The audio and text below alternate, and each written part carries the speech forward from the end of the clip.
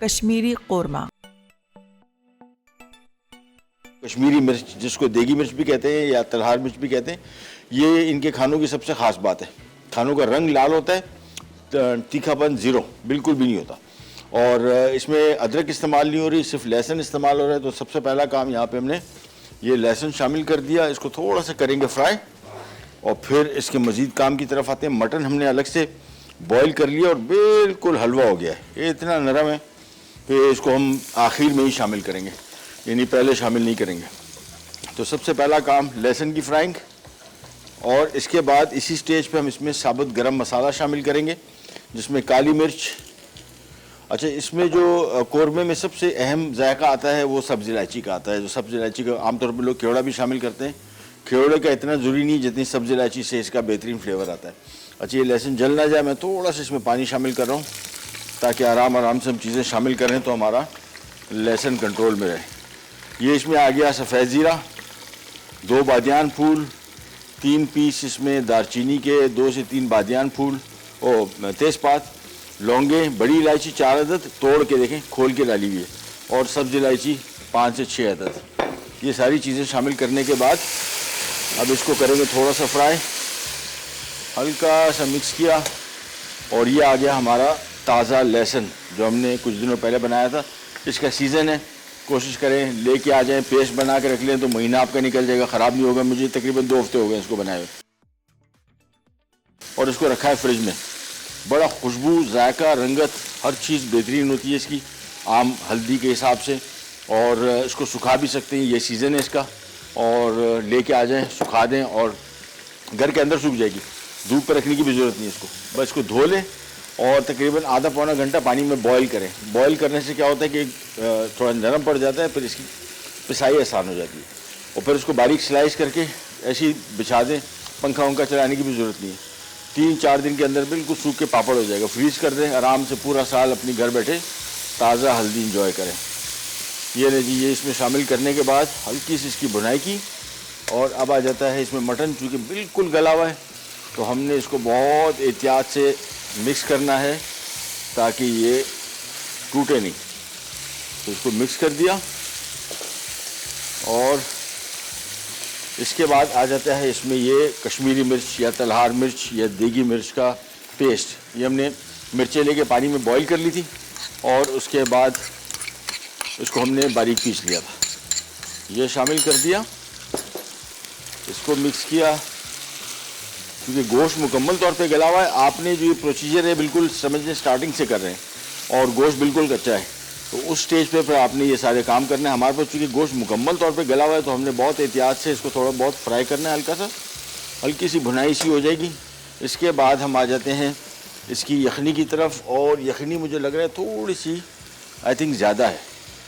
गोश्त बहुत गला हुआ है और यखनी ये ना हो जाए कि इसको बहुत पतला ना कर दे, तो मैं इसमें थोड़ी सी यखनी शामिल कर रहा हूँ, और बाकी यखनी को मैं थोड़ा रिड्यूस कर लूँगा। इसको थोड़ा रिड्यूस करके फिर इसमें शामिल करूँगा, बेहतर बनेगा। इसको मिक्स किया आराम से, और गोश्त मुकम्मल तौर पे गला हुआ है। मटन का गोश्त है 1 किलो, और मिक्स गोश्त है। आप चाहे इसको बीफ के साथ भी बना सकते हैं, और गाय भैंस के गोश्त के साथ, चिकन के साथ भी मेथड सेम रहेगा। सिर्फ लहसुन, साबुत गरम मसाले की भुनाई की, और ये रंग इसका देख रहे हैं कैसा खूबसूरत आ गया। उसके बाद इसमें मटन 1 किलो बॉयल्ड हमने शामिल कर दिया, साथ में हमने कश्मीरी मिर्च शामिल कर दी, और साथ में हमने इसकी जो मटन की अपनी यखनी थी वो भी शामिल कर दी, तकरीबन 2 कप। अब इसको हमने मिक्स किया थोड़ा सा, और मैं इसमें अभी से शामिल कर दूंगा दही। और दही को हम इसमें शामिल करने के बाद दही को कोशिश करें थोड़ा फेंट लें, बिल्कुल बारीक नहीं होनी चाहिए, सॉरी पीसेस में नहीं होनी चाहिए, नहीं तो वो दानेदार सा रह जाता है। ये इसमें दही शामिल कर दिया, और इसके बाद अब इसका मैं ढक्कन नहीं रखूँगा चूँकि हमारा जो मटन है मुकम्मल तौर पे गला हुआ है।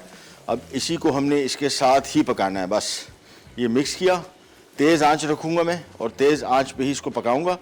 मिक्स करने के बाद अच्छे फ्राई किए हुए प्याज अभी बाद में शामिल करूँगा। ये हमारे पास यहाँ पे आ गया, इसको हमने बारीक पीस लिया है। हवन दस्ते में पीस सकते हैं, चॉपर में चॉप कर ले, मैंने चॉपर में चॉप कर लिया। ये देखिए इसका कलर देखें कितना खूबसूरत आ गया। ये प्योरली कश्मीरी मिर्च का कमाल है। और नमक इसका हम चख लेते हैं, पता नहीं मटन में गलाने के टाइम शामिल किया था कि नहीं। नमक बिल्कुल भी नहीं है, ये आ गया नमक बस। और तेज़ आंच पे इसको पका रहे हैं। और ग्रेवी मेरे हिसाब से हमें इतनी ही रखनी है जितनी अभी आपको नज़र आ रही है।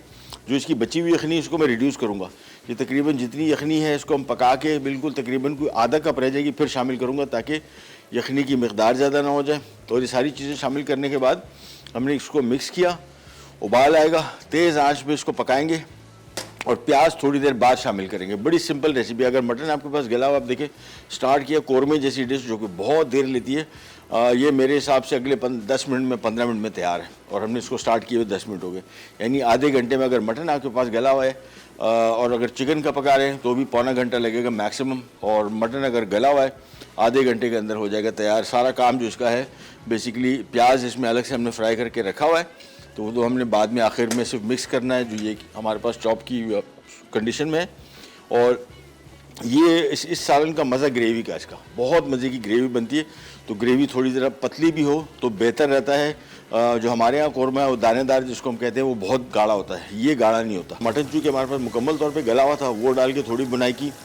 लहसुन का पेस्ट मैंने शामिल किया ताज़ा जो हमने पीसा हुआ था। आप अगर नॉर्मल लहसुन का हल्दी का पाउडर शामिल करें तो इसमें 1 चाय का चम्मच, मैंने 2 खाने के चम्मच हल्दी का पेस्ट शामिल किया। आप 1 चाय का चम्मच इसमें हल्दी का पाउडर शामिल कर दें।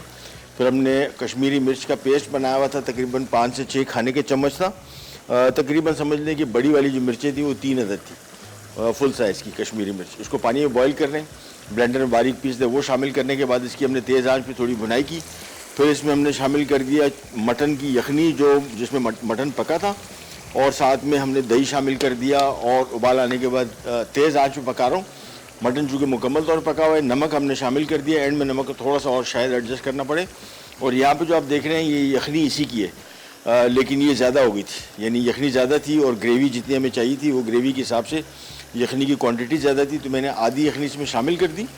और आधी यखनी को मैं यहाँ रिड्यूस कर रहा हूँ, ये रिड्यूस करके फिर इसमें शामिल करूँगा। लेकिन एक चीज़ ज़हन में रखिएगा, अब इसमें हम शामिल कर रहे हैं पिसा हुआ प्याज। ये प्याज जैसे ही शामिल करेंगे ये ग्रेवी बहुत गाढ़ी हो जाती है। सो आपने आराम से इसको पहले मिक्स किया और इसके बाद अभी आप देखिएगा बिल्कुल तरी ऊपर आ जाए। देखें जैसे ही प्याज शामिल किया और ये गाढ़ी हो गई। अब हम जो यहाँ पे यखनी हमने इसमें शामिल करनी थी, देखें तरी कैसी ऊपर आ गई फ़ौरन, ये प्याज शामिल करने से होता है। और इसके बाद अब इसकी मैं आंच कर दूंगा धीमी। अब हम इसमें जो ये यखनी शामिल करेंगे, यखनी उसी हिसाब से करेंगे। वैसे इस सालन का जो जायका है ना मज़े का, वो सारा का सारा इसकी ग्रेवी में। यखनी देख रहे हैं ये काफ़ी हद तक रिड्यूस होगी, तकरीबन कोई 4 कप थी। मैं इसको अब 1 कप करके फिर इसमें शामिल करूँगा, तो हमारा कश्मीरी कौरमा हो गया तैयार। और अब इसको 5 मिनट खाली पकाएंगे बस। ग्रेवी का गाढ़ापन भी बेहतरीन हो गया, तरी भी ऊपर आ गई, देखें। कश्मीरी कौरमा अज्जा: मटन बोटी 1 किलो, तलहार मिर्च का पेस्ट 5 खाने के चमचे, साबित गर्म मसाला 3 खाने के चमचे, हरी इलायची 4 से 6 अदद, तली हुई प्याज आधा कप, दही 3 कप, तेल आधा कप, नमक 1 चाय का चमचा, लहसुन 1 खाने का चमचा, हल्दी 1 चाय का चमचा।